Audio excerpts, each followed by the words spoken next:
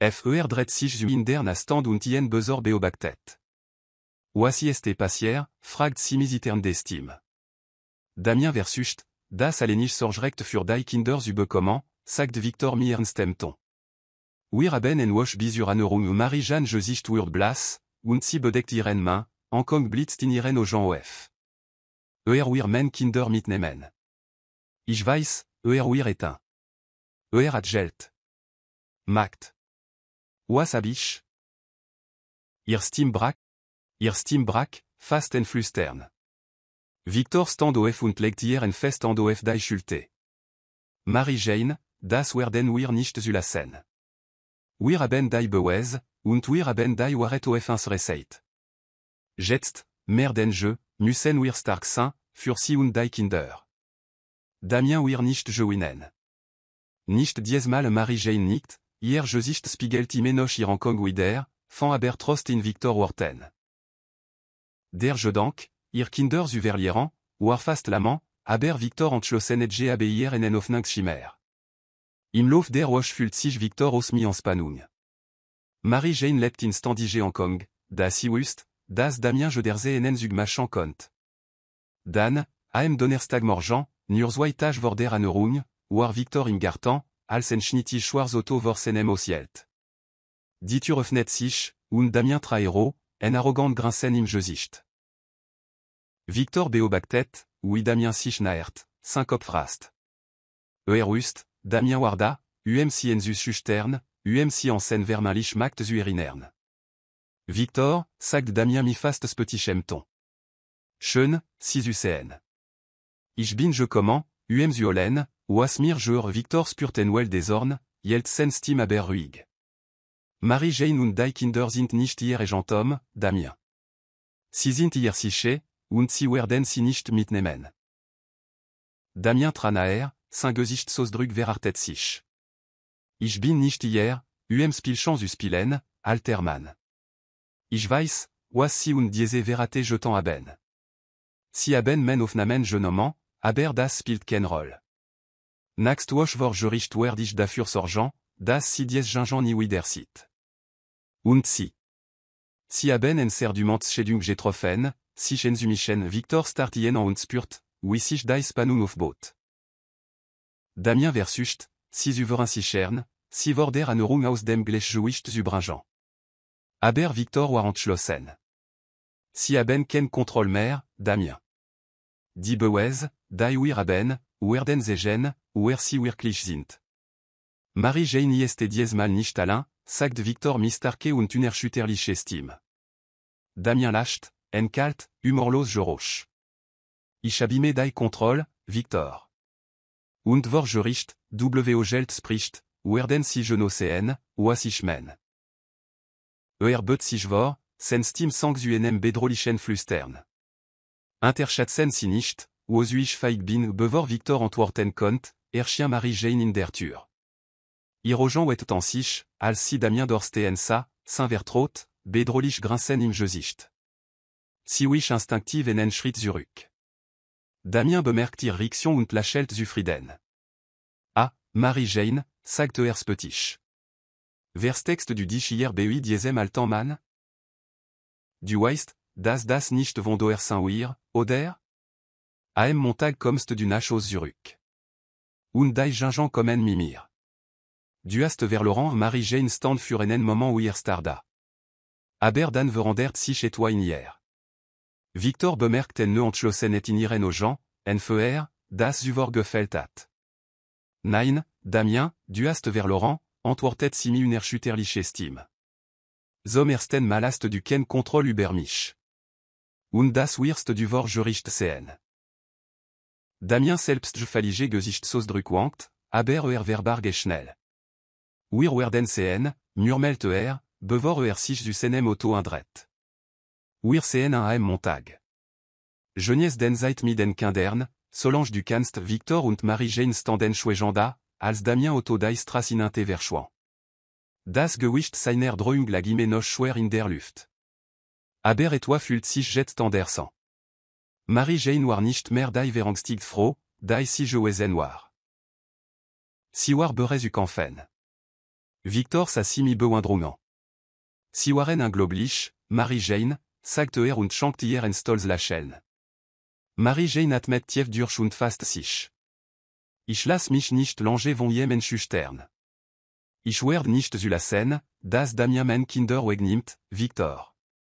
Ich bin bereits kämpfen am Morgen der Anerung lag Spannung in der Luft. Victor, der das Gewicht der Verantwortung spürt, zog sorgfältig seinen Anzügen. Marie-Jane, ruhige als in den letzten Tagen, macht sich neben ihm fertig. Mathieu und Bernard, zu jung, die Ernsthaftigkeit der Situation überstehen, spürten, dass etwa ernst vor sich ging, blieben aber tapfer, als sie sich darauf vorbereiteten, waren der Anerung bei einem Familienfreund zu bleiben. Marie-Jane kniet nieder und küsst die Stirn Jean. Ich bin zurück, bevor ihr merkt, sagt sie und zwang sich zu einem beruhigenden Lächeln. Seid brav bei unserem Freund, okay, das werden wir, Mami, versprach Mathieu und hielt die an sen jüngeren Brüder fest. Victor sazu, saint war schwer. Wusste, dass dies für Marie-Jane der wichtigste Kampfirleban war. Damien war unerbittlich in seinem Bestreben, sie wegzunehmen, und Victor fürchtet, was passieren könnte, wenn sie verlieren würden. Aber bewahrt sen ruhige Fassade, wissend, dass Marie-Jane ihn als ihr Stütz brocht. Am Gerichtsgebot traf sie ihr en Wald am Gang, Saint-Gesicht war ernst, aber beruhigend.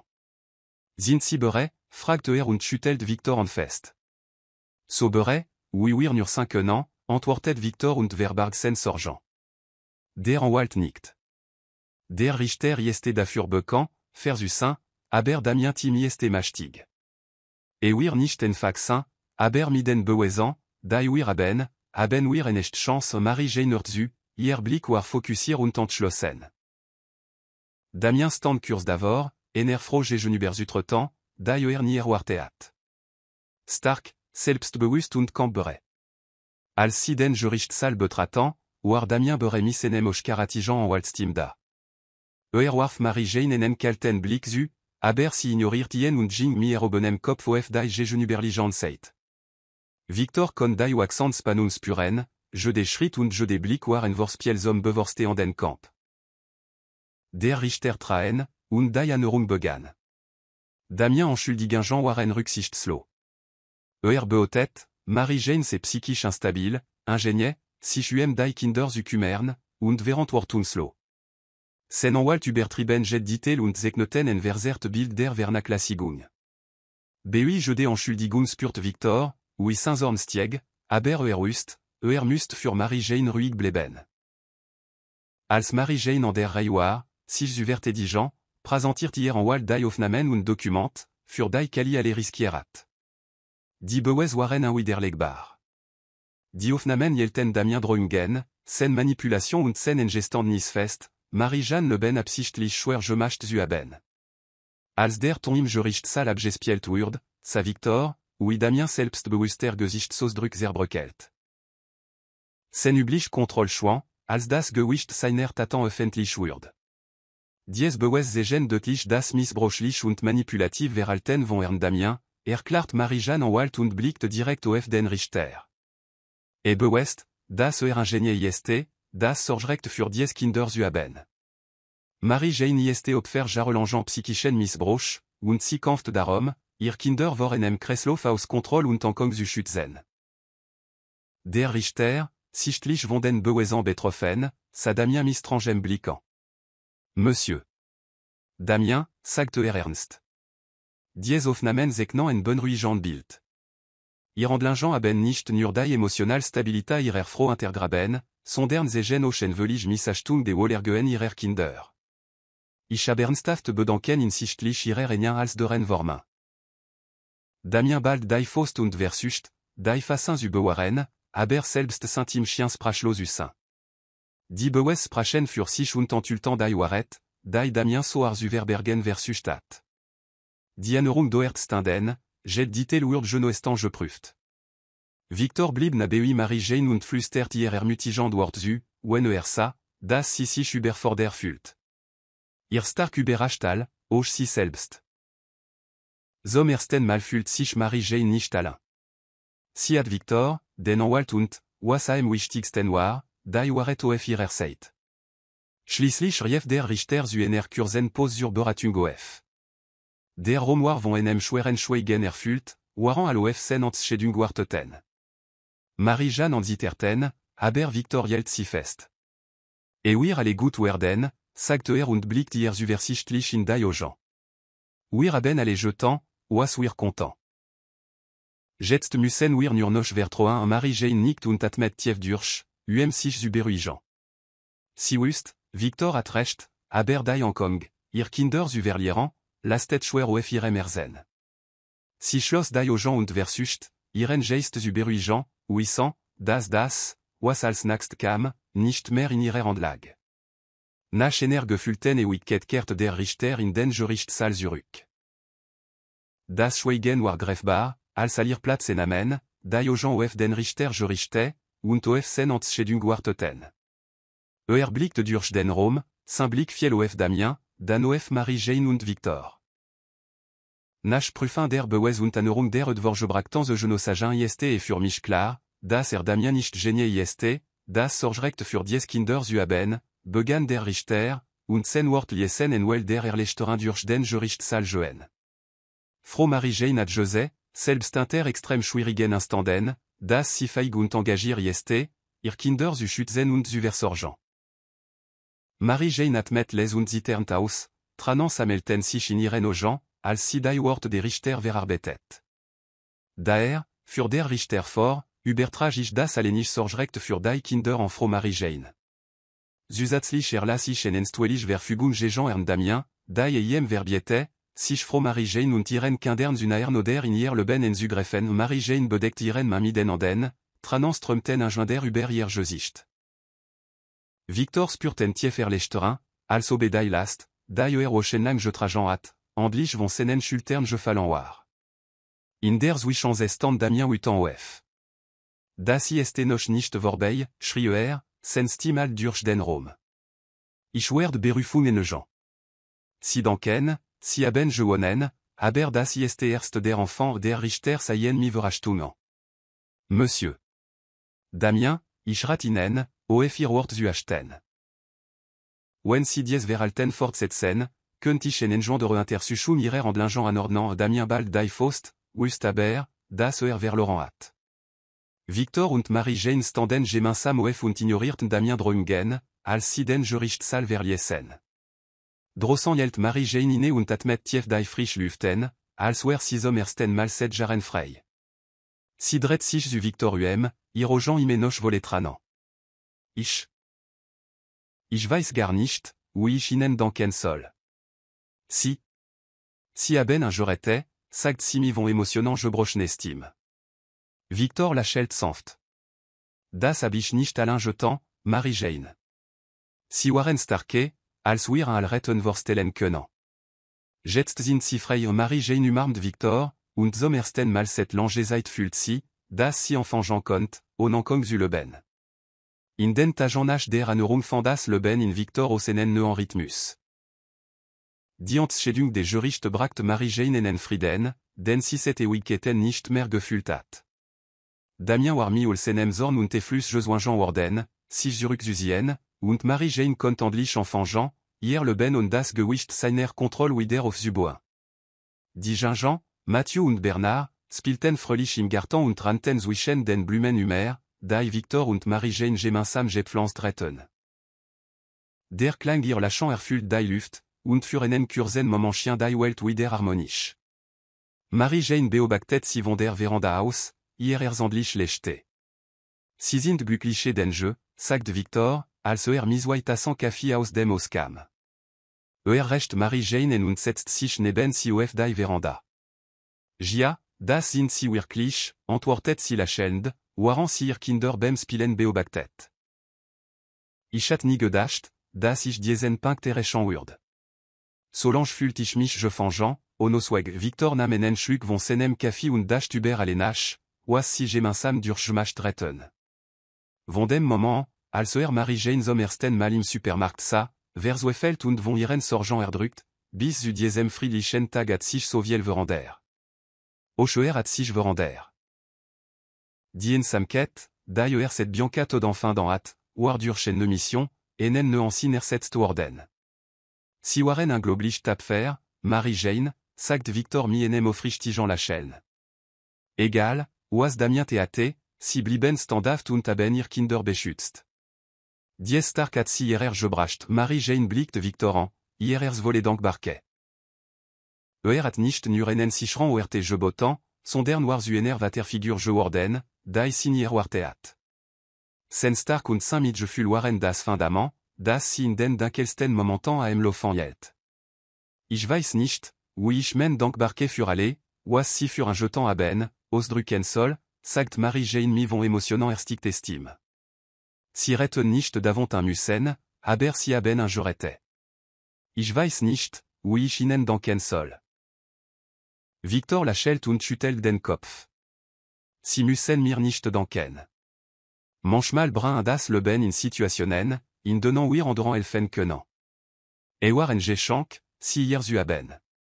Sie haben wieder Licht in dieses gebracht Marie-Jane lachelt gerür, und für einen Moment sa scène si beid schwegend und sa an den Gingen zu, wie sie zwischen den Blumen am Erlifen. Waren zen der Rue, en starke Kontrast zu den Monaten der Ankong und Unsicherheit. Jetzt herrscht Frieden und das Gefühl, dass das Schlimmste ihnen lag. In den folgenden Tagen begann Marie-Jane, hier Leben wirklich wieder auf zu bauen. Mi Victor il fan si einen Job in einem kleinen Blumenladen in der Stadt, en perfekt erganzen zu ihrer Liebsübpflanzen. Si und die Gingen lebten weterin in Victoros, das mehr als nur en vorübergehend Interkunft geworden war. War zu einem Estanzios geworden. Och die Gingen gedien in diese sicheren Angebung. Matthew, der Altest, war in der Schüler Voragen, waren Bernard, der Ernst Schüchtern und Angstlich gewesen war, enfin, Freund zu finden und selbstbewusster zu werden. Die Schatten des Traumas, die Damien ihnen interlassen hat, begannen zu verblassen. En Nachmittag, als Victor und Marie-Jane im Garten arbeiteten, kam Bernard auf sie zu und hielt etwa in seinen kleinen Anden. Schon mal, à Victor. Sagt Bernard stolz und zegten oisig Blum, die gepflückt hat. Diablich gepflanzt Victor sa den Gingen, saint erserwarm sich dem Titel OPA, den Bernard ganz natürlich zu benutzen begonnen hat. Lachelt und nam die Blum sanft. Das hast du wunderbar gemacht, Bernard. Dies Blum ist so schön wie die, die sich den Mute kummer Bernard strahlt vor Stolz, bevor wieder mi Matthew Spillenging. Marie-Jane beobachtet die Zen und spürtenen tiefen Frieden in ihrem Herzen. Victor waren te ihrer Familie geworden, den signier warte at zu finden, aber und den si sich das Leben jetzt nicht mehr vorstellen konnt. Bewonder dich, weißt du, sagt Marie-Jane mi enem leisen lachant. Ich glaub, ich hab Bernard noch nie so en dem Engen sehen Victor lachelt und sadem Gingen zu, wie durch den Garten rant. Und ich lieb sie. Dies Gingen haben etwa in mein Leben gebracht, von dem ich nicht wusst, dass ich brocht jeltine und das über das nach, was sagen wollt. Cette Bianca verstorban ist, das ich se dazu bestimmt, Alain zu Leben, nur mir in Rangen, die mir Gesellschaft leisten. Aber dann kamt ihral, und ich erkannt, dass ime etwa neues gibt, das man sich kümmern kann, etwa neues, das man lieben kann Marie-Jane blickt Victoran, irogen volet dankbarke. Wir brochtan dich auch, Victor. Mer, als du gemal 800 Test im Lauf der Zeit wird Victor aus UNM waren zu Flucht sor für Marie-Jane und die Gingen. Damien versucht nie wieder, si zu kontaktieren. Die Enstwellig verfügung und das Gericht sur tei sortant dafür, das fern blieb. Marie-Jane wust, das si imenoch mi enigen der emotionalen arben ihrer vergangenet zu kämpfen haben wird. Aber jetzt hat si Victor Interstützung und ein Netzwerk von Freunden, die sich sie und ihr Kinder kümmerten. Victor s'enerce fan enen nean le bansin. Saint-Gartan, der Ernst nur en weg gewesen war, Bianca en danken le bandig zu alten, blut nami der ils von Marie-Jane und den Gingen of. J'ai des Pflanz, j'ai des bluand Blumwurd zu enem Symbol für enen neanfang und Hoffnung. Und so ging das Leben im Frieden dies kleinen Garten weiter, erfüllt von Hoffnung und neuen Möglichkeiten. Victor, Marie-Jane, Matthew und Bernard bildeten einen gewöhnlich, aber tief verbanden Familie und zegten, das selbst in den dunkelsten Zeiten lieb und Freundlichkeit wachsen unterblühen können, W. Mann et am wenigsten erwarte. Wenn du immer noch hier bist, bedeutet das dir die Geschichte gefällt. Drück großzügig auf den gefällt mir Button und abonnier für weiter fesseln Geschichten wie dies. Wir würden gern von dir hören, welche Lehren hast du aus diese Geschichte gesogen? Teiden gedanken in den Kommentaren temps. Bis zur nächsten Geschichte. On dit sans. Qu'à une pause, son regard se posant sur Victor avant de continuer. De plus, une partie de ma fortune, y compris les revenus de mes entreprises, sera allouée à la Fondation Margaret, une organisation caritative que j'ai créée avant mon décès. Le sourire narquois de Victor disparut. Quelle fondation? Demanda-t-il en se penchant en avant. Monsieur Caldwell le regarda brièvement. La Fondation Margaret. Elle a été créée pour soutenir la recherche sur le cancer et l'aide aux communautés défavorisées. Margaret a pris grand soin de la planifier. Le visage de Victor s'assombrit, mais Monsieur Caldwell continua. La voix de Monsieur Caldwell devint légèrement plus ferme. À mon mari, Victor est. Victor se redressa, la confiance suffisante revenant sur son visage. Sandra posa une main sur son bras, ses yeux brillants d'anticipation. Monsieur Caldwell prit une enveloppe sur la table. Je lègue cette lettre. La pièce tomba dans le silence. Victor cligna des yeux. Une lettre? Monsieur Caldwell posa l'enveloppe devant lui. Son expression inflexible. Oui. Une lettre. Margaret a demandé qu'elle soit lue en privé, mais vous êtes libre de l'ouvrir maintenant si vous le souhaitez. Le visage de Sandra devint pâle, sa bouche s'ouvrant et se fermant sans un mot. Ce doit être une erreur, balbutia-t-elle. Et le manoir? Les actifs? Elle ne le laisserait pas sans rien. Amelia ne put retenir un petit sourire satisfait. On dirait que maman avait d'autres plans. Victor frappa du poing sur la table. C'est absurde. Caldwell, j'étais son mari. Je l'ai soutenue pendant des années. Elle ne me ferait pas ça. La voix de Monsieur Caldwell resta calme. Margaret a exprimé ses volontés de manière explicite. Ce testament a été finalisé 6 mois avant son décès, et elle n'a laissé aucune ambiguïté. Sandra se tourna vers Monsieur Caldwell, sa voix tremblant de désespoir. Et moi? Sûrement que Margaret. Elle a dû laisser quelque chose pour me reconnaître. Amelia laissa échapper un rire sec. Tu pensais vraiment qu'elle te laisserait quelque chose? C'est la meilleure. Victor la foudroya du regard. Surveille ton ton, Amelia. Amelia se pencha en avant, son ton froid. Sinon quoi? Tu vas piquer une autre crise. Fais Y face, papa. Tu as tout misé, et tu as perdu. Sandra se tourna vers Victor pour être rassurée, mais son silence était accablant. Elle serra les poings, sa voix montant. Tu m'avais promis, Victor. Tu avais dit que nous aurions tout. Le visage de Victor devint rouge. Sandra, calme-toi. Non, je ne me calmerai pas. Sandra se leva brusquement, sa chaise raclant le sol. J'ai perdu des années avec toi pour ça? Pour rien. Amelia eut un sourire narquois. On dirait que tu aurais dû faire tes recherches. Victor, les mains tremblant d'une rage à peine contenue, déchira l'enveloppe. Ses yeux parcoururent la note manuscrite, son expression passant de la colère à l'incrédulité. Victor, lut-il à voix haute, sa voix se brisant, tu m'as toujours sous-estimé. Pendant que tu étais occupé à comploter dans mon dos, je m'assurais que mon héritage resterait intact de ta cupidité. Tu pensais que je ne savais pas pour ta liaison avec Sandra, mais je savais tout. Et je me suis assuré que tu aurais exactement ce que tu mérites. Rien. Considère cela comme un dernier cadeau, et que cela te serve de rappel des choix que tu as faits. La pièce était d'un silence de mort. Liam rompit finalement le silence. On dirait que maman te connaissait mieux que tu ne le pensais. Le visage de Victor était pâle, sa bouche s'ouvrant comme pour argumenter, mais aucun mot ne sortit. Sandra sortit en trombe du bureau, ses talons claquant furieusement contre le sol. Je n'arrive pas à y croire.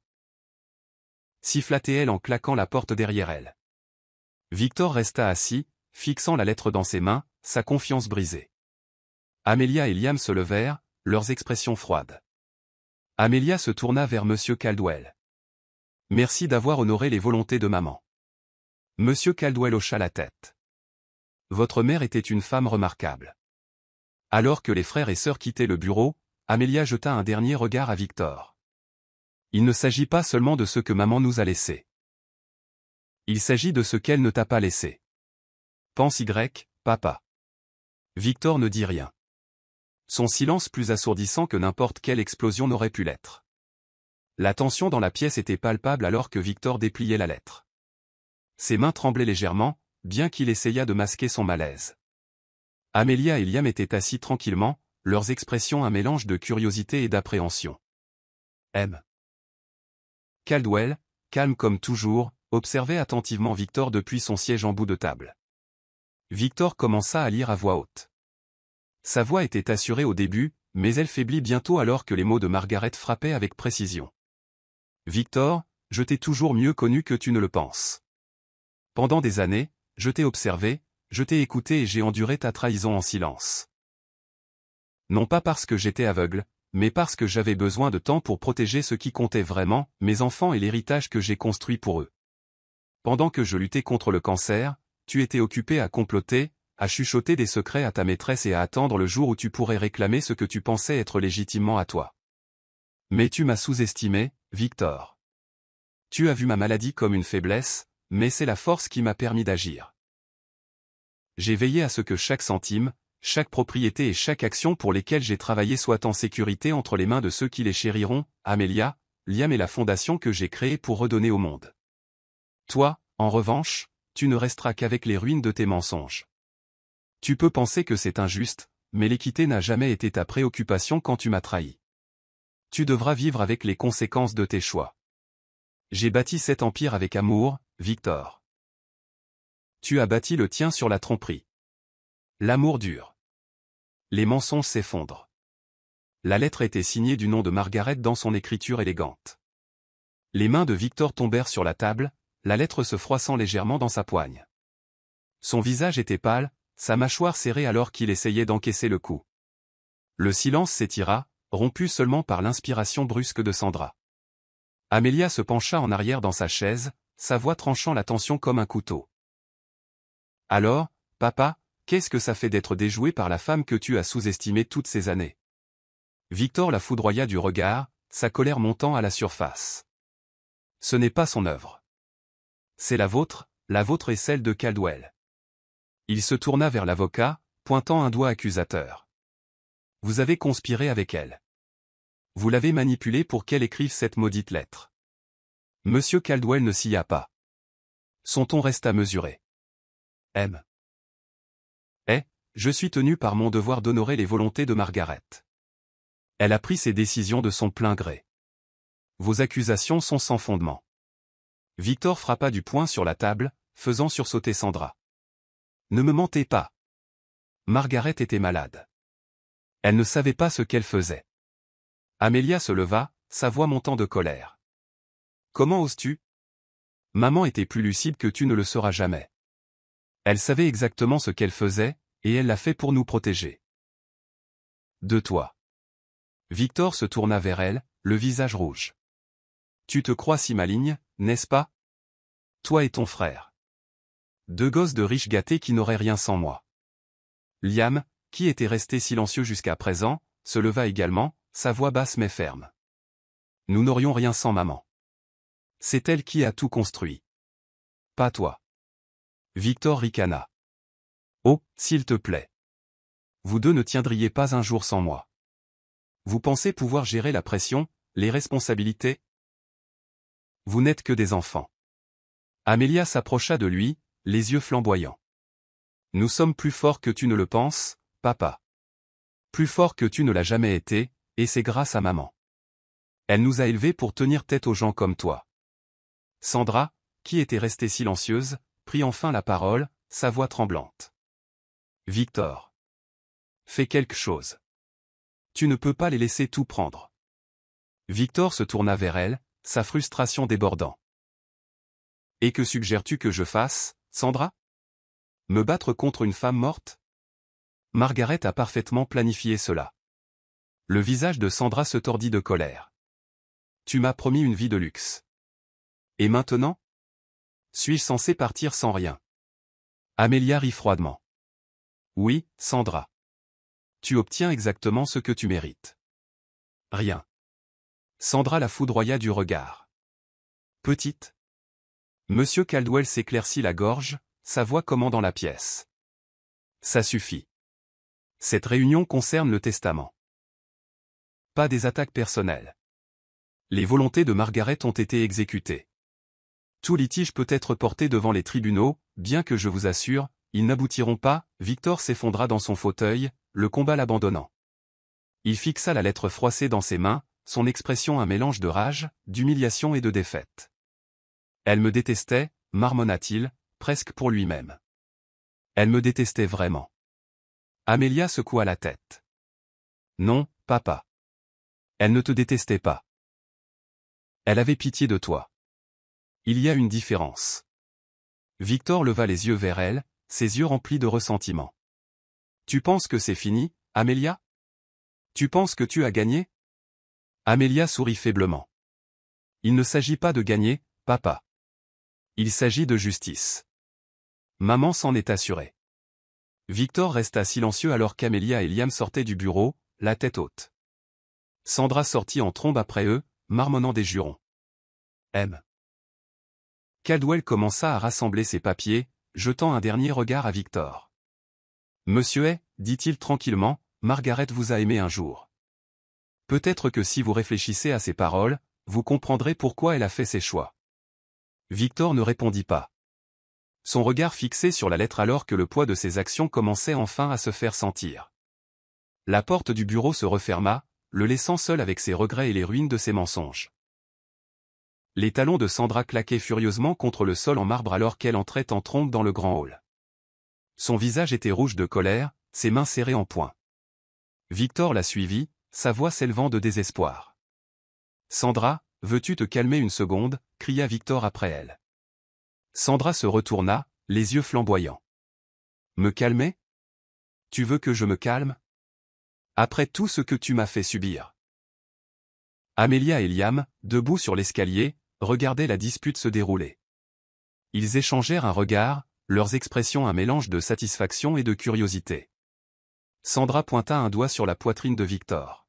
« Tu m'as promis une vie de luxe, Victor. Tu as dit que nous aurions toute une fois Margaret partie. Tu as menti. » Victor leva les mains pour se défendre. « Je ne savais pas, Sandra. Comment aurais-je pu? Margaret a gardé tout cela secret. » Sandra le coupa, sa voix dégoulinant de mépris. « N'ose même pas la blâmer. C'est toi qui m'as entraîné dans ce pétrin. Tu as dit que c'était infaillible. Tu as dit qu'elle ne verrait rien venir. » Amelia eut un sourire narquois depuis son perchoir sur l'escalier. « On dirait que maman était plus maligne que vous deux. » Sandra lui lança un regard venimeux. « Tais-toi, petite. C'est entre moi et ton père. » Liam s'avança, sa voix froide. « Ne lui parle pas comme ça. C'est toi qui n'as rien à faire ici. » Sandra se retourna vers Victor, sa colère bouillonnant. « Tu as gâché ma vie, Victor. Sais-tu tout ce que j'ai sacrifié pour toi? Mon temps, ma réputation. Tout ça pour ça? Pour rien. » Victor se pinça l'arête du nez, sa patience s'amenuisant. « Sandra, je te l'ai dit. Je ne savais pas que Margaret ferait ça. Nous pouvons arranger ça. Nous trouverons un moyen. » Sandra laissa échapper un rire amer. « Arranger ça?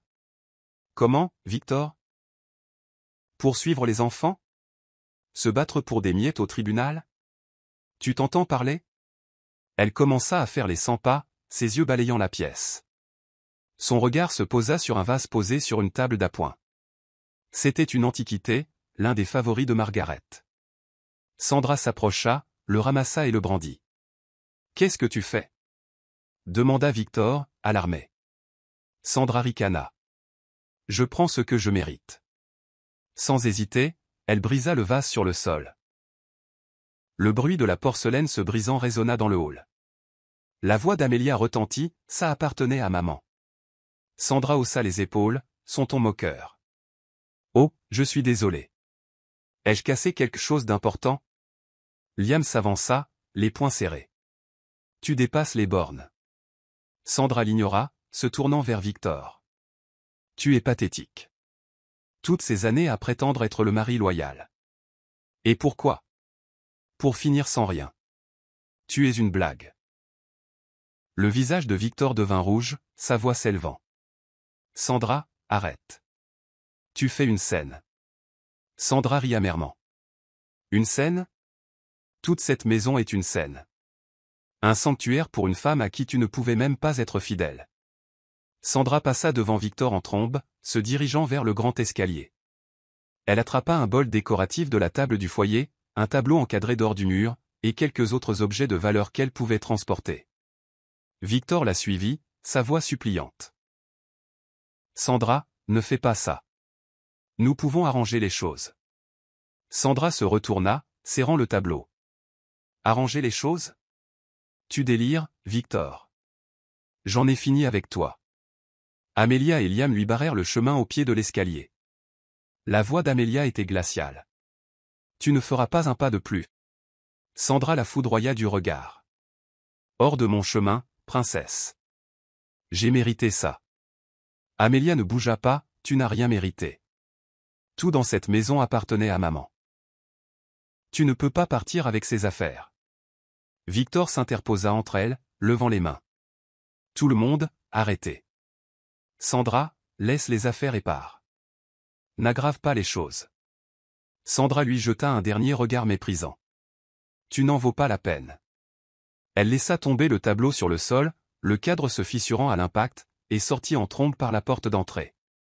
Le bruit du moteur de sa voiture rugit, et quelques instants plus tard, elle était partie. Victor se tenait au milieu du grand hall. Ses épaules affaissées. L'homme d'affaires autrefois fier ressemblait maintenant à un homme vaincu. Amelia descendit lentement l'escalier, sa voix vive. Eh bien, ça s'est à peu près passé comme prévu. Victor se tourna vers elle, ses yeux remplis de frustration. Ne commence pas, Amelia. J'en ai assez pour aujourd'hui. Liam la rejoignit, son expression froide. Tu en as assez? Et nous alors? Nous avons dû supporter tes mensonges et ta manipulation pendant des années. Maintenant, tu as enfin ce que tu mérites. Victor soupira lourdement, se frottant les tempes. Je suis toujours votre père. Amelia croisa les bras. Un père qui a trahi notre mère. Un père qui l'a amené dans notre maison. N'attend aucune sympathie de notre part, papa. Victor les regarda, le visage pâle. Vous ne comprenez pas. J'ai fait des erreurs, mais j'essayais de... De quoi? L'interrompit Liam. De voler l'héritage de maman? De prétendre que tu as construit quelque chose que tu n'as pas fait? Laisse tomber, papa. On en a marre d'écouter tes excuses. Victor s'affaissa dans un fauteuil voisin, enfouissant son visage dans ses mains. Le grand hall, autrefois rempli de vie et de chaleur, semblait maintenant froid et vide. Amelia et Liam se retournèrent et s'éloignèrent, le laissant seul avec ses pensées. Alors que le bruit de leurs pas s'estompait, Victor leva les yeux, fixant le vase brisé sur le sol. C'était une métaphore parfaite de sa vie, un héritage bâti sur des mensonges, maintenant en ruine. Le manoir, autrefois un symbole vibrant de richesse et de succès, semblait maintenant sans vie.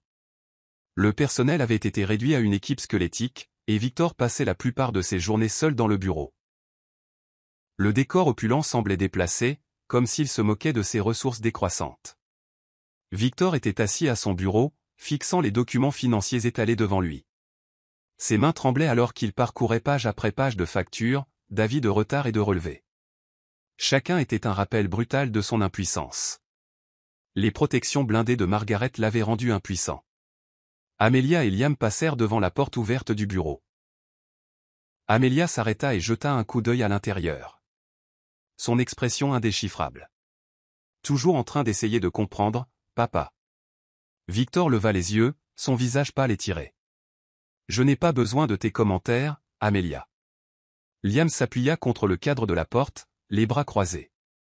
C'est drôle, n'est-ce pas? Tu as passé des années à comploter pour tout prendre, et maintenant il ne te reste rien. La voix de Victor s'éleva, teintée de désespoir. J'ai encore cette maison. Amelia inclina la tête. Pour l'instant. Mais combien de temps avant que tu ne la vendes aussi? Victor frappa la main sur le bureau. Dehors. Amelia eut un sourire narquois. Avec plaisir.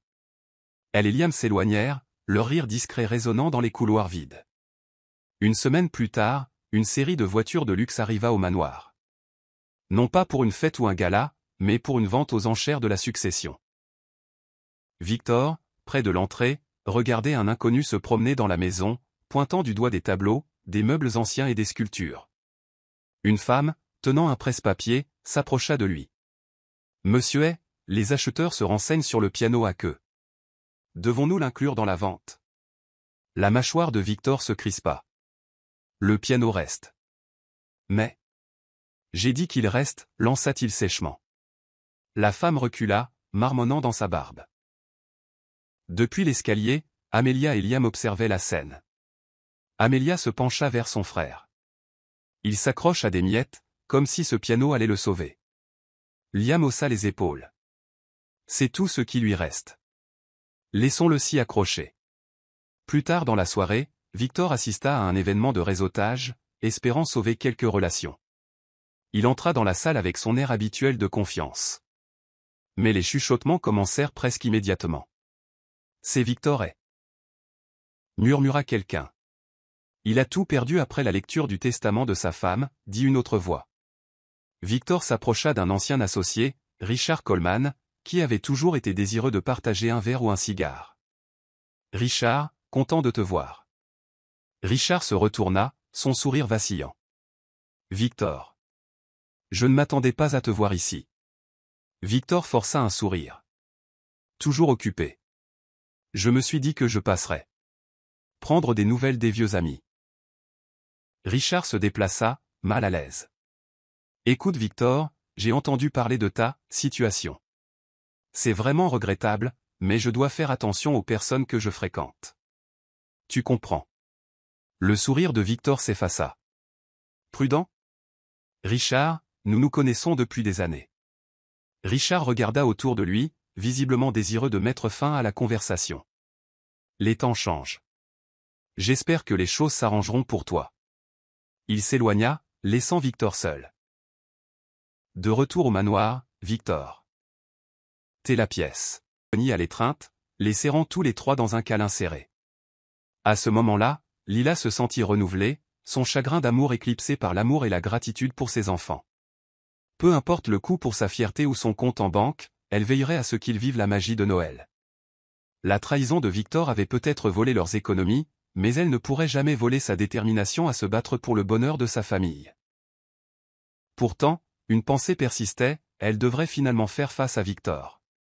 Il lui devait une explication, si ce n'est pour elle, du moins pour Ellie et Ryan. Et quand ce jour viendrait, elle ne serait plus la même femme. Douce, confiante et aveuglément pleine d'espoir. Elle forgeait une nouvelle force en elle, et rien ne l'empêcherait de protéger la joie de ses enfants. Quelques jours avant Noël, Lila découvrit où se trouvait Victor lorsqu'une connaissance de Marisol mentionna l'avoir vu fréquenter un immeuble de bureau en centre-ville, loin de son lieu de travail habituel. Déterminée à le confronter, Lila enfila un manteau chaud, laissa Ellie et Ryan aux soins de Marisol et se rendit en ville. Ses nerfs étaient à vif alors qu'elle montait dans l'ascenseur jusqu'au 20e étage. La moquette épaisse et les couloirs faiblement éclairés criaient l'opulence, un contraste frappant avec les sols usés et les néons de l'épicerie où elle travaillait. Elle s'approcha du bureau de la réception, les paumes moites, et demanda Victor. Le réceptionniste, un jeune homme aux cheveux parfaitement coiffés, lui lança un regard poli mais dubitatif. « Avez-vous un rendez-vous ? » « Je suis sa femme, » dit Lila, rassemblant toute l'autorité qu'elle pouvait. « C'est important. » Il hésita, ses yeux se posant sur son manteau usé et ses bottes éraflées. Lila sentit la chaleur de l'indignation lui monter au cou. Était-elle jugée sur son apparence? Elle serra la mâchoire, prête à insister pour voir son mari, lorsque le réceptionniste prit le téléphone. En quelques minutes, Victor apparut à la réception, la mâchoire serrée et les yeux pleins d'agacement. Il portait un costume et une cravate élégants, un contraste saisissant avec la tenue simple de Lila. Elle ressentit une vague de colère immédiate à sa vue, le voyant se tenir là comme s'il n'avait rien fait de mal. Qu'est-ce que tu fais ici, siffla Théil, jetant un regard nerveux autour du hall. Nous devons parler, dit Lila entre ses dents. Tu m'as évité, ignorant mes appels et mes textos. Je mérite des réponses. Victor soupira, passant une main dans ses cheveux parfaitement coiffés. Je suis au milieu de quelque chose d'important. On peut faire ça plus tard? Non. Claqua Lila, sa voix résonnant sur les murs de marbre poli. Elle remarqua quelques personnes jetant des coups d'œil par-dessus leur cubicule. On fait ça maintenant. Tu ne peux pas te cacher éternellement, Victor. Il fronça les sourcils, lui attrapa le bras et la conduisit vers une salle de conférence aux parois de verre. L'espace était vide, une longue table au centre entourée de fauteuils en cuir. Une fois à l'intérieur, il ferma fermement la porte. « Qu'est-ce que tu veux » cracha Théil en croisant les bras. « Je t'ai dit que le voyage était une perte d'argent. J'avais besoin des fonds pour... » Lila laissa échapper un rire amer. « Pour ta liaison, tu veux dire ?» Elle fouilla dans sa poche et sortit les reçus froissés, les jetant sur la table de conférence lisse. « Caroline, le week-end au spa, les dîners coûteux. N'insulte plus mon intelligence. » Victor pâlit. Pendant une seconde, sa façade vacilla. Puis il retrouva son sang-froid, haussant les épaules comme si sa trahison était un inconvénient mineur.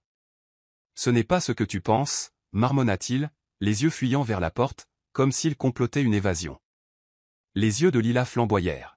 « Alors éclaire-moi, parce qu'il semble que tu as volé mes économies pour les dépenser sur une autre femme. » Il la fixa, la mâchoire crispée. « D'accord, très bien.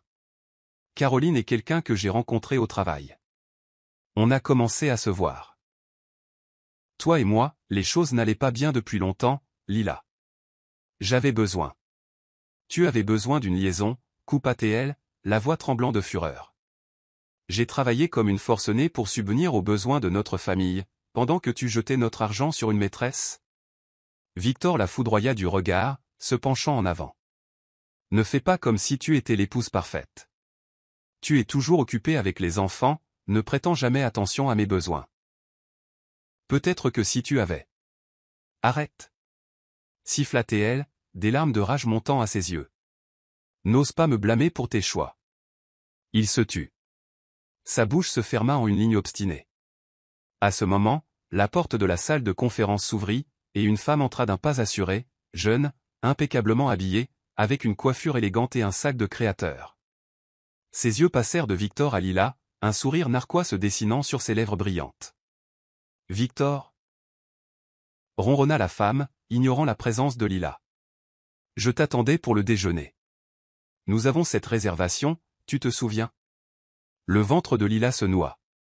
C'était donc Caroline, la femme qui avait involontairement volé Noël à Ellie et Ryan. Elle lança un regard noir à Victor. Incroyable. Tu as quitté ta famille pour passer les vacances avec ça. Caroline jeta un regard sur Lila, la toisant d'un air froid et méprisant. Vous devez être la femme. Dit-elle avec dédain, puis s'adressa à Victor.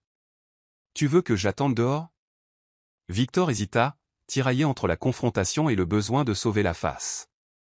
Lila lui retira ce choix.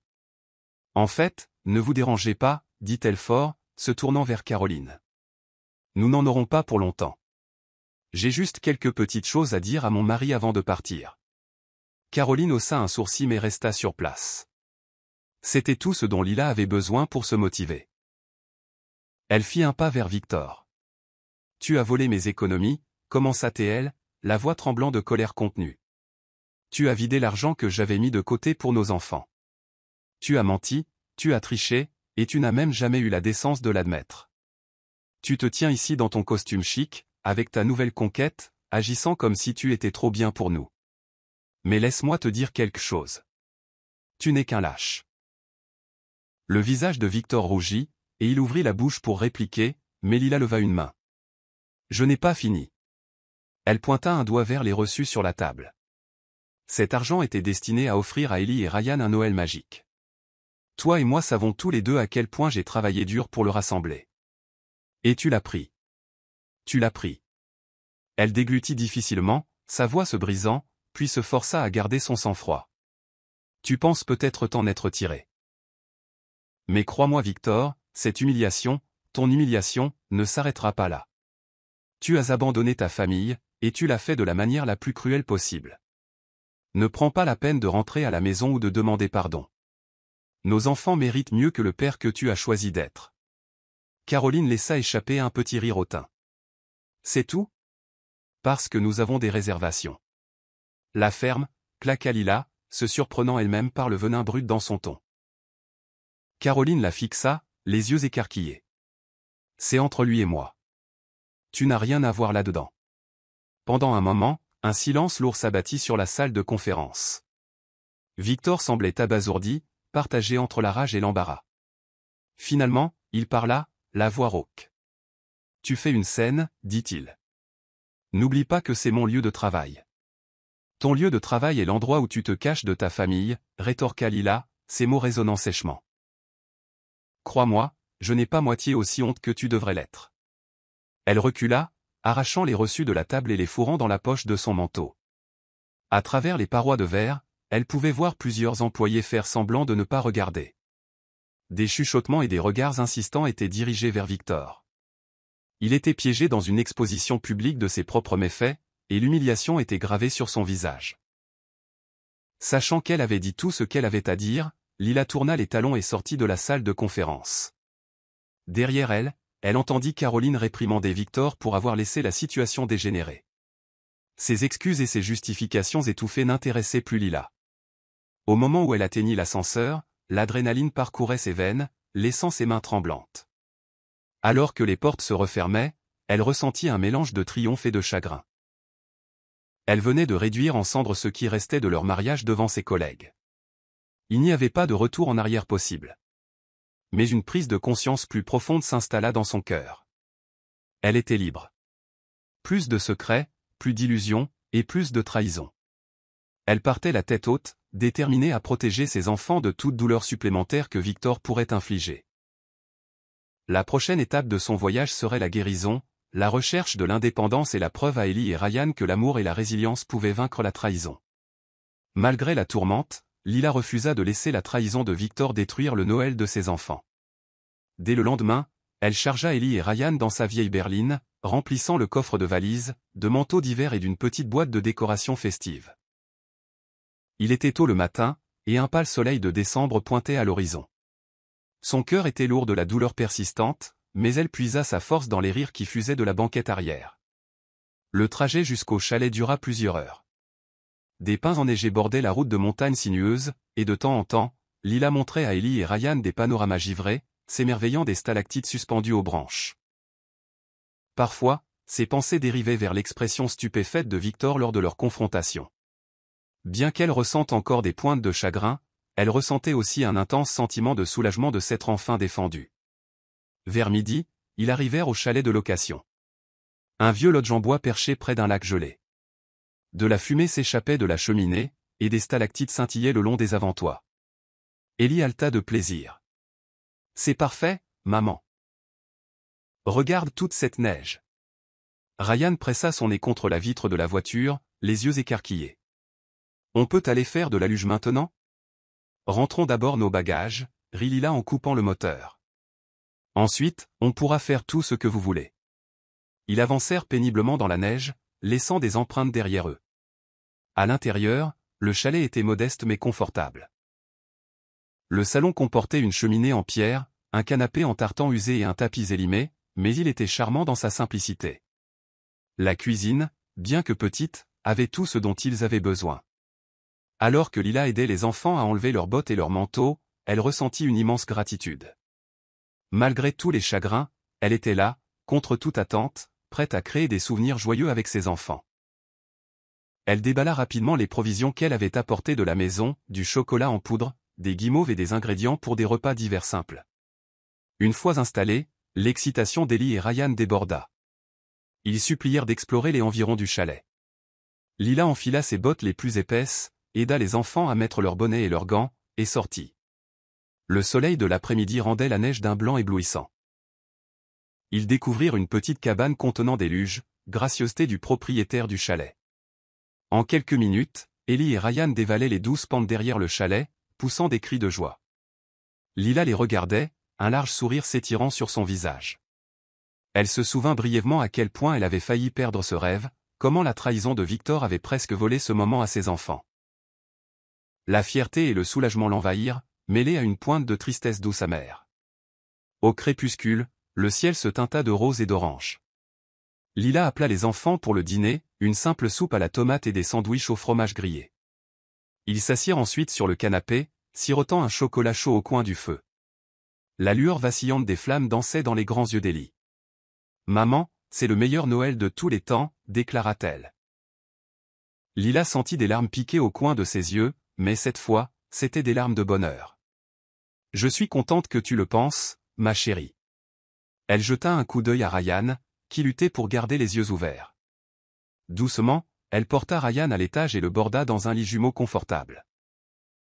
Ellie, un peu plus âgée, aida à disposer quelques décorations de Noël autour de la cheminée, comme les chaussettes miniatures qu'elle avait apportées de la maison et une petite guirlande de lumière colorée. Le résultat était modeste, mais pour Lila, c'était magnifique. Une fois Ellie couchée, Lila s'assit seule près du feu, une tasse de chocolat à la main. Dehors, la neige tourbillonnait sous la pâle lumière de la lune, ajoutant une couche de silence au monde. Elle pensa à Victor. Elle se demanda s'il ressentait le moindre remords ou même une once de culpabilité d'avoir privé leurs enfants de la présence d'un père pendant Noël. Autant elle détestait l'admettre, une partie d'elle ressentait encore une pointe de tristesse. Il fut un temps où elle croyait qu'il partagerait ces moments magiques avec eux. Pourtant, elle refusa de s'attarder longtemps sur cette tristesse. La réalité était dure, mais elle avait fait son choix, aller de l'avant, pour elle et ses enfants. Elle posa la tasse vide sur la table basse, inhala l'odeur réconfortante du bois qui brûle, et se rappela, nous sommes ici. Nous créons des souvenirs. Rien ne peut nous enlever ça maintenant. Le lendemain se leva, clair et frais. Lila se réveilla au son des rires étouffés de Ryan et des chuchotements excités d'Ellie. Elle les trouva regardant par la fenêtre un groupe de cerfs traversant la clairière enneigée. Souriante, elle prit quelques photos, déterminée à préserver chaque moment rempli d'émerveillement. Ils passèrent la matinée à construire un bonhomme de neige devant le chalet. Ellie insista pour utiliser son écharpe pour enrouler autour de son cou, tandis que Ryan trouva 2 bâtons pour les bras. Lila fouilla dans le petit garde-manger du chalet et trouva quelques carottes de rechange. Elle en tendit une à Ryan, qui la planta joyeusement dans le visage du bonhomme de neige en guise de nez. Quand le bonhomme de neige fut terminé, ils reculèrent tous pour admirer leur œuvre. Il était de travers, avec des cailloux pour les yeux et un sourire tordu, mais Ellie le déclara, le meilleur bonhomme de neige de tous les temps. Lila prit une autre photo, capturant les rires des enfants et le magnifique paysage de montagne en arrière-plan. L'après-midi, Lila prépara une casserole de chocolat chaud, et ils se réchauffèrent près de la cheminée, feuilletant une pile de vieux livres pour enfants qu'elle avait trouvés sur une étagère du chalet. Ellie lisait à Ryan, sa voix animée alors qu'elle racontait des histoires de reines des neiges et de forêts magiques. Alors que le soleil commençait à se coucher, ils décidèrent de faire griller des guimauves. Lila trouva des brochettes dans un tiroir de la cuisine, et bientôt la douce odeur de sucre grillé emplit l'air. Le visage d'Ellie était maculé de guimauves collantes, et Ryan rit à cette vue, manquant de faire tomber sa propre brochette dans le feu. À cet instant, la douleur de la trahison de Victor semblait un lointain souvenir, éclipsé par la simple joie d'être ensemble. Bien que le chalet ne soit pas extravagant, bien que leur budget soit serré, ils n'avaient jamais été aussi riches en amour et en rire. Avant de se coucher, Ellie dessina une image de 3 à côté de leur bonhomme de neige, avec la légende « Meilleur voyage de Noël de tous les temps ». Elle la tendit à Lila avec un sourire timide. « Je veux que tu gardes ça, maman, pour te souvenir à quel point on s'est amusé. » Des larmes brûlèrent derrière les yeux de Lila alors qu'elle acceptait le dessin. « Merci, ma chérie », murmura-t-elle en serrant Ellie contre elle. « Je le chérirai. » Cette nuit-là, en bordant les 2 enfants, Lila ressentit une immense fierté. Elle s'était battue pour cela, avait surmonté d'innombrables obstacles et avait bravé la tempête du chagrin. Et la voilà, offrant à ses enfants une expérience de vacances qui resterait à jamais dans leur mémoire. Même si les enfants étaient captivés par leurs aventures enneigées, Lila savait que la vie au-delà du chalet continuait de se dérouler. Après une rafale de textos avec Marisol un soir, elle découvrit que la nouvelle de sa confrontation au bureau de Victor s'était répandue dans son réseau professionnel. Les gens chuchotaient sur la façon dont sa femme avait exposé sa liaison lors d'une confrontation publique, le laissant humilié. Il s'est avéré que sa maîtresse, Caroline, était partie une fois qu'elle avait réalisé que les finances de Victor n'étaient plus sûres, surtout après que Lila ait récupéré le peu qui restait de ses économies et gelé tous les comptes joints. La rumeur disait que Caroline avait trouvé des perspectives plus riches, laissant Victor seul. Lila n'était ni surprise ni sympathique. Elle n'était pas fière de tirer un soulagement de son malheur, mais elle ne pouvait ni ressentir un sentiment de justice. Pour la première fois, Victor faisait face aux conséquences de ses décisions égoïstes. Il avait perdu le respect de ses collègues, et sa réputation ternie rendait les relations professionnelles difficiles. Au fil des jours, Lila reçut un seul appel de Victor, qu'elle choisit d'ignorer. Il laissa un message vocal disant qu'il voulait parler, mais elle n'était pas intéressée. Elle avait dit tout ce qui était nécessaire lors de leur confrontation.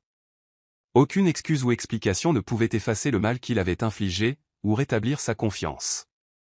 Pendant que le monde de Victor s'effondrait, Lila et les enfants s'épanouissaient dans leur havre de montagne temporaire. La dernière nuit de leur séjour au chalet, ils se rassemblèrent autour de la cheminée. Ellie, armée d'une boîte de crayons, dessinait des scènes d'hiver dans un carnet, et Ryan se blottit à côté de Lila, luttant contre le sommeil. Lila fixa les flammes vacillantes, se remémorant les mois douloureux qui avaient précédé ce moment. Elle ressentit un calme sentiment de victoire.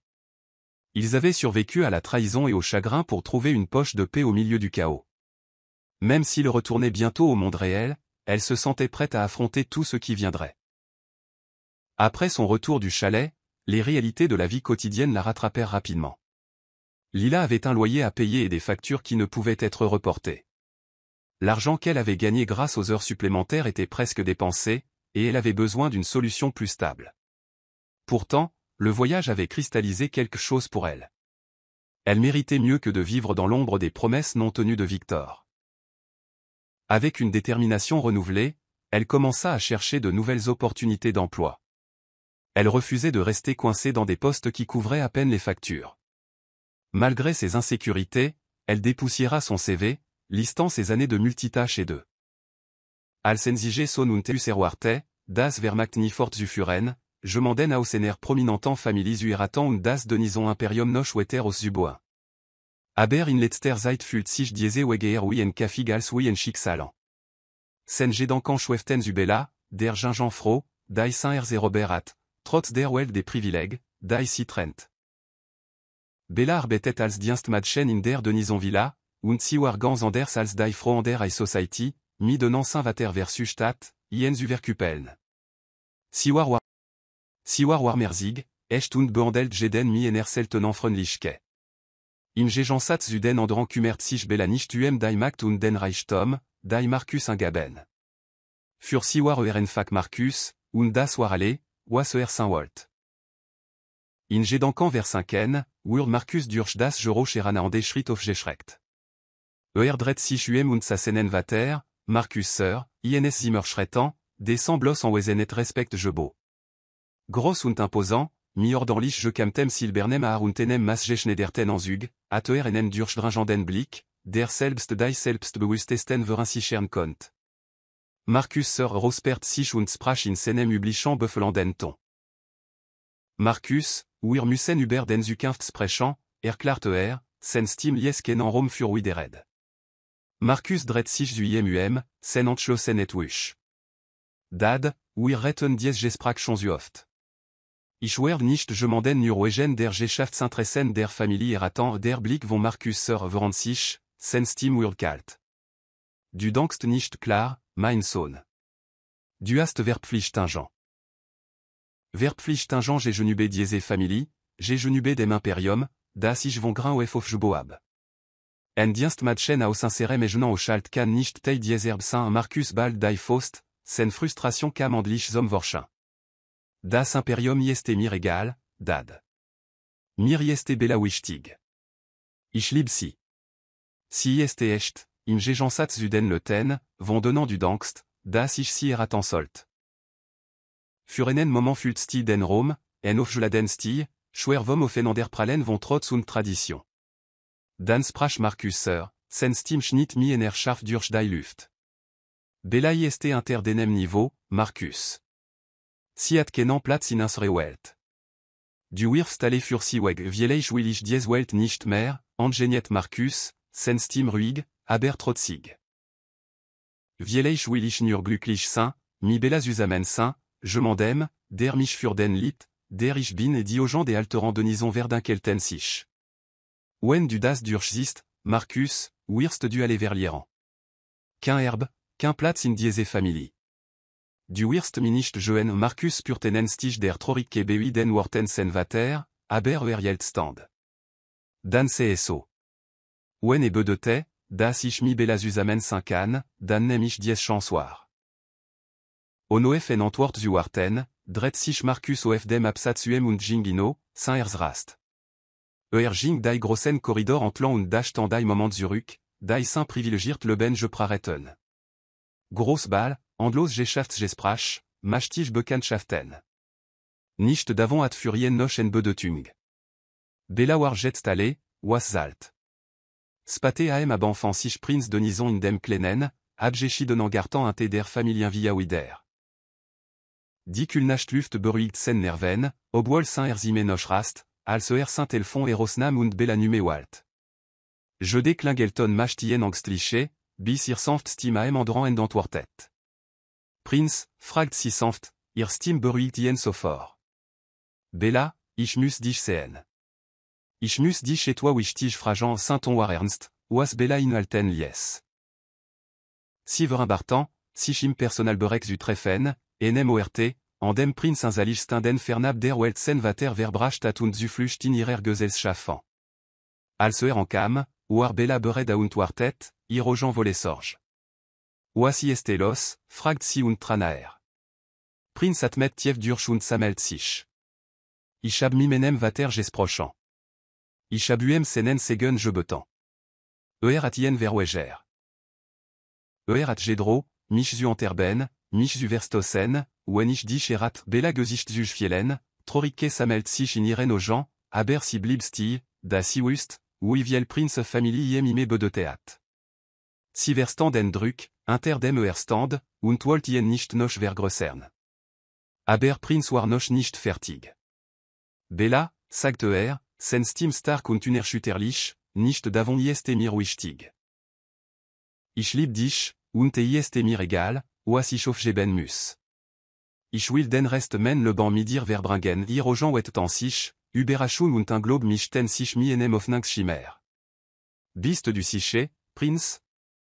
Ich will nicht der Grain sein, warum du aller verlierst du bist nicht der Grain, warum ich et toi verlier, antwortet tranaer und namirand. Du bist der Grain, warum ich alle je fin dans ab, was wirklich zalt. Griff in sen Tasch und zogenen klenen Rinero. War nicht protzig wie der Schmuck, den sen Familie schatzt, aber war vin der schön in seiner Schlichtet. Prinz kniet nieder, sein Blick volet warm. Bella, willst du mich erraten, tranan fulten irogen, als sie nicht, infaixus prechant. Si zogien och und umarmtien fest. Gia, flüstert sie, ihr Stim kummerbar. Gia, das will ich. Als si festielt, spürt Prinz en überwältigend Gefühl des Friedens. Zum ersten Mal wusste das auf dem Weg war, den wollt. Aber tief im Inneren wusste auch, dass die Konsequenzen seiner Entscheidung am Horizon loerten. Am nächsten Morgen wacht Prinz mi enem neuanziel bewusstsein auf. War frei von den Erwartungen sen vater, und Bella war en seiner Zeit. Nicht an der Zalt.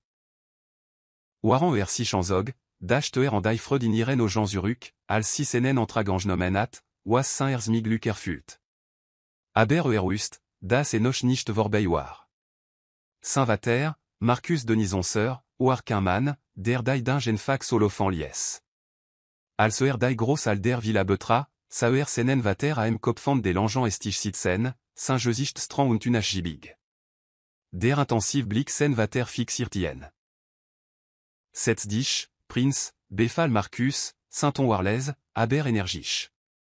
Prinz zegert, nam dan aber gegenübe senem vater Platz, die Luft wardig von Spannung. En moment lang sprach keiner von beiden, die sti war erfüllt von unos gesprochenen Worten. Ich hab gehört, du warst letzte Nacht wieder bei ihr, sagt Marcus schließlich und brach die sti. Bella, das Dienstmädchen Prinz nickt und wegert sich von der Missbilligung sen vater erschüttern zu lassen. Ich hab si je betan, mich zueratan. Si adjia jesar Marcus au Jean verantan sich, sen kifermus ken spantan sichan. Bist du wirklich beret, allez fur dies matchen weg zuerfen? Den zu kinft wegen diese la cherlichen bezesene sur uniran, et ist ken bezesene, antwortet Prince Ruig. Et ist libre Marcus lacht biter. Lib? Lib ist en schwach, si mact dimension blind, mact sidum. Du bist en denison, Prince. Wir haben nicht den Luxus, dem zu saint vieleich ist edem, mein leben nach den Regeln en andran zu leben, contert Prince, sen stim wurdlote. Denan Regeln. Ich habe satt, en leben zu leben, das nicht mein ist Marcus et min verartet sich, sen and baltan sich zu fosten. Du max tenen Feller, du weist nicht, was du aufgibst. Lib bezalt nicht deirechnen Jean, Prince. Si beau ken un peu rien. Si alt nicht, Prince stand auf, sen wit brodelt. Vieleich interessiran mich un peu rien nicht. Vieleich willich nur glücklich saint Marcus stand et banfal auf und tuberagt senen son. Du globst, du weist, was glückieste? Du hast d'un gans le ben im privileg jolet, abgeschirmt von der realita. Was globst du, wir passiran, wenn das gelt osge? Wenn du nicht mehr hast ossedene sogenannten lib, dan werdich et erosfinden, Schos Prinz Zurück, sen stim fest. Aber zumindest werdich nicht inter dene contrôle le ben si starten sichan, dies panun zwischen inen wardik. Dan bet sich Marcus naeran, sen stim sank fast unem flustern. Ich hab dir allégé ben, j'ai je le gennais, j'ai den vortei, und so dankst du emir? Indem du aller fur en dienst matchen wegwirfst, Prinz bald die Faust, sen entschlossen et fest. Et jet nicht darum, dire et toi zurück zusalan. Et jet mein le ben, men entche d'un Jean. Marcus et Josicht verso sich vorut. Gut, triv den wal. Aber wis dies, oen du sierat, bist du erledi. Qu'un gelt, qu'un herbe, qu'un platz in der firma. Du wirst nicht saint, Geno wisi et diwort trafen Prinz, aber zucht nicht zusammen. Hat sen entschedung berege trofen. Dan hab ich liebe nicht mir als allemi dir. Onoef en antwort zu warten, dret sich Prinz und Jingino, saint erzamert, warand stim sen vater nachalt. Du wirst das bereuen, Prinz. Merk dir men wort aber Prinz jelt nichtan. Jing wetter, sen entschlossen et wusch mi jedem Schritt. Brocht die System sen vater nicht mehr. Hat bella, und das war genug. Spate am nachmittag trafen sich Prinz und Bella in dem kleinen, ruhigen Café, das sie oft besuchten. Warrier zu Flücht sor, et entfernt von der Pracht und dem Urteil des Denison Wesens. Bella rührt gestes aboisant in ihrem Café, ihr Stier noir sorgen vol Jorinzelt. Was solen wirtin, fragt Siles. D'un vater, wir das nicht auf sich beruhen lassen Prinz griff über den Tisch und namir andinsen. Ist egal, was tu. Wir werden erraten. Nicht, was sagt oder tu, wir das andern Bella blickt auf ihr Verbin de Nand, hier Josicht volle sorge. Ich will nicht, das du wegen mir alle verlierst du last mich nicht verlieren, Bella, sagt Prinz fest. Du gibst mir et toi, das ich niet, frei Bella aux gens schimmerten von tranan, aber si blinzelt si schnell weg. Prinz, ich lieb dich so sehr, aber ich will nicht der Grinsin, warum du den Family verlierst. Vieleich sollten wir, nein, interbrak Prinz und drückt sanftirand. Sage nicht. Wir geben nicht auf. Wir sind schon so je comment. Bella ze gert, dan nicht si, und entschlossen et kehrt in ihre gens zurück. Ok, wir machan est. Wir werden erraten en klen la chaîne chien auf Prinz lipen. Wir alten et en fac. Nur wir, en par freund, irgendwo ruhig. Mus nicht schicksin Bella la schelt zurück, en och von erlechterin in ihren Ogen. Ich will nur mi dir zusammen saint dan ist das alle, was zalt, sagt Prinz les, sen stim volle warm. Wir werden allem, was kommt, gemeinsam begegnen als sidor sassen und tanchen jelten in dem gemütlichen Café, wusten si, das si sich für enande entschieden retten. Und das war jetzt ihr Welt, en Welt, in der lieb mehr zalt als gelt und in der si en zukunft auf bon content, égal was et kostet. Ditage vergingen schnell, und bald stekten Prinz und Bella mitan in den Hochzeitsvorbereitungen. Anders als die Großgesellschaftliche Hochzeit, die Markus Denison sich ernst für seinen Sohn vorgestellt hat, waren ihr Plan intime und persönlich, genodas, was sie wollten. Urd kennen opulentan balsal geben, ken mange reicher eliten, nur en kleine Zeremonie in einer bescheidenen Kirche am Rand von Boston, un geben von Jean Freunden und enigen Mitgliedern des Personal, die für sie wie en Familie geworden waren. Trotz der Enfasche der Zeremonie war jede Entscheidung von einer Interschwelligens panum jepra. Markus hat sen Drömgen deutlich gemacht, und obwohl Prinz Bella versichert, dass sie die System sen vater nicht brochten, schwebt Markus Schatten über ihnen. En Nachmittag saß Bella am kleinen Tisch in ihrer gemütlichen Wohnung und adressiert sorgfältig en Ladingen wand. Ihr Finger zitterten leit, als sie schrieb, ihr Gedanken schweften zurück zu dem Streit zwischen Prinz und seinem Vater. Sie kon die Ankong nicht abschütteln, dass Markus einen Weg finden würde, ihr Glück zu ersteren. Markus Denison waren Mann, der ihm bekam, was wollt, egal was kostet, und Bella wusste, dass Prinz nicht so einfach gehen lassen würde. Gerard als sie einen Wetran Anschlag versiegelt, schreckt sie en les Klopfen an der Tür auf. Ihr Rast, als sie aufstand und öffnet, Lechter, Prinz mi enem kleinen Blumenstrauß dort stehen zu sehen. Sen Wesen erfüllt sie mir. Dacht, ich schon mal vorbei und sehe, wie die Hochzeitsplanen läuft, sagte mi enem grinsen und recht ihr die Blumen. Bella nahm den Strauß und hat mit den Süßen duften. Läuft gut, dank ich. Ich versus nur, einfach zu halten, antwortet sie mi enem sanften lächeln. Prinz traen und blickt sich die kleinen Stapel von en Ladingen und notisen an, die im Rom verstre waren. Du magst das großartig. Ich weiß, ist nicht einfach mi allem Bella lächeln verblasst leit, und sie legt die Blumen ab. Ich dank ihm wieder an den Vater. Was ist, wenn et toi versuscht? Ich will nicht, dass unser Hochzeitstag ruinier wir, Prinz Tranaer und Namirand. Wir nicht ruinieren. Das ist unser Tag, Bella. Nicht, was tu, kann das nehmen si sucht in seinen Ojanach Bestatigung.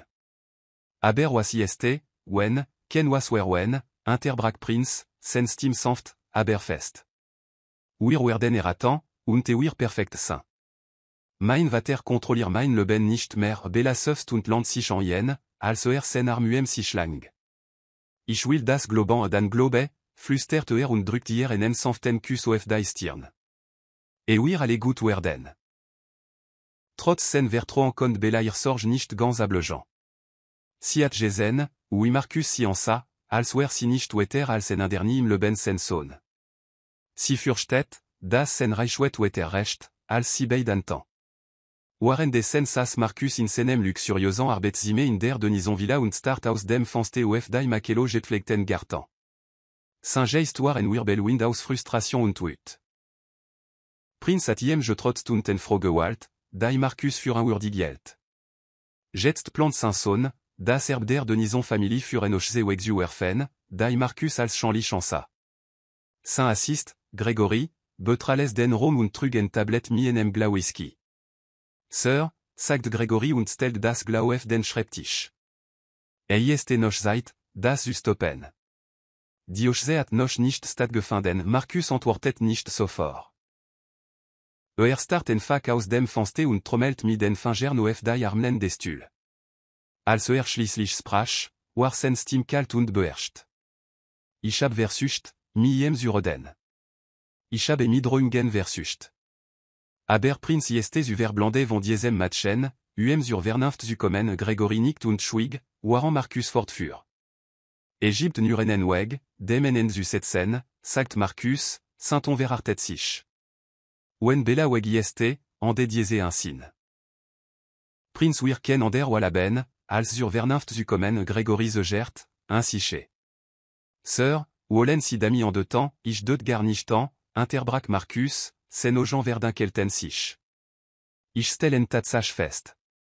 On sie hat Prinz nicht, Gregory stand face un slow und wust nicht, wie reagieren sollt. Wust, das BC war, Markus nicht zu widersprechen, wenn en Entschädigung getroffen hat. Aber et la Getwa beangstigend in der Ar, wie sprach, als Belanur en Inderni, das es ubezetigen galt. Ich werd mich darum kümmern, sagt Marcus abwesend und winkt Gregory zu Joen. Sorg dafür, das niemand avon erfahr Gregory nicht schnell und verlies den Rom, die Tür schloss sich les intiem. Alain land sich Marcus in seinem Stul Zurück, en grimmig la chaîne bildet sich auf seinen Lippen. Wollt nicht zu drastischen Maßnahmen greffen, aber sen andwar Jean worden. Wird nicht zu la Seine, das Sanson les erstört, was auf Juboat. Zurück in Bella Wonung als Prinz hier, die letzten en la Dingens zu adressieren. Si sa Seine zusammen auf dem Sofa, erschöpft, aber glücklich.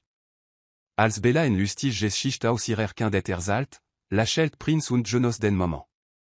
Doch tief im Inneren konnte das Gefühl nicht abschütteln, das etwa bevorstand. Blickt zu Bella, hier lachant erfüllt ihn mi warm.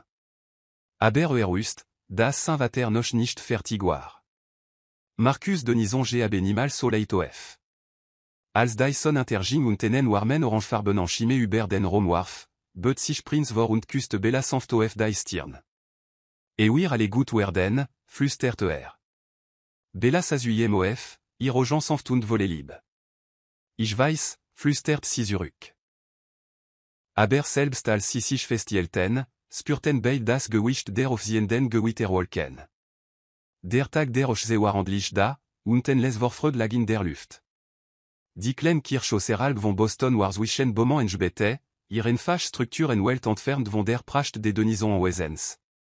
War alle, was Prinz und Bella sich gewünscht retten. Intime, friedlich und frei vom Gewicht der Erwartungen der High Society. Als Prinz vor dem Spiegel in einem kleinen Ankleidrom neben der Kapelle stand, richtet seinen Kragen und spürten Rü, die nie zuvor gekannt. Zum ersten Mal machte sich ken sorgent den Chien oder das Familienerbe. Alle, was zalt, war Bella. In nur wenigen Minuten wird sie zum Altar schreiten und sen froh werden. En klopfen an der Tür Interbraxen gedanken, und sein bester Freund, Jacques, traen und land sich la simi enem grinsen gegant den Turamen. Jacques war cet ihrer Kindet en Prinz seit, dur chaluant und tiefen. Nerveux, neckt Jacques und oben au jambro. Prinz lachelt spöttisch und schüttelt den Kopf. Nein, egentlich hab ich mich noch nie so gefühlt, Jacques glückst. Das ist en première. Ich glaub, ich hab dich noch nie so sicher über irgend etwas gesehen. Prinz lacht und für sich durch die Jahr. Teja, Bella hat dies wirkung auf mich. Jacques lachen verblasst leit, als naertra und sen Stim sankt. Hörzu, Prinz, ich will die Stimmung nicht verderben, aber. Bist du sicher, das dein Vater et nicht versuchen wir, Prinz Kieferspan sichern. Hat cet agent nicht von Marcus Jeur. Und obwohl entei von jem oft, das sein Vater endlich aufgegeben hat, wust EBC. Marcus Denison war nicht der Typmann, der sich geschlagen gab, besonde wen Familien Angelgenet ging. Ich weiß nicht, gab Prinz und sa Jacques in die Augen. Aber wen tu, werden wir dami géant. Ich lass jen das hier nicht ruinieren. Jacques nickt und klopft Prinz auf die Schulter. Nein, was so chime passier, ich bin für dich da, Mann. Wir alsin.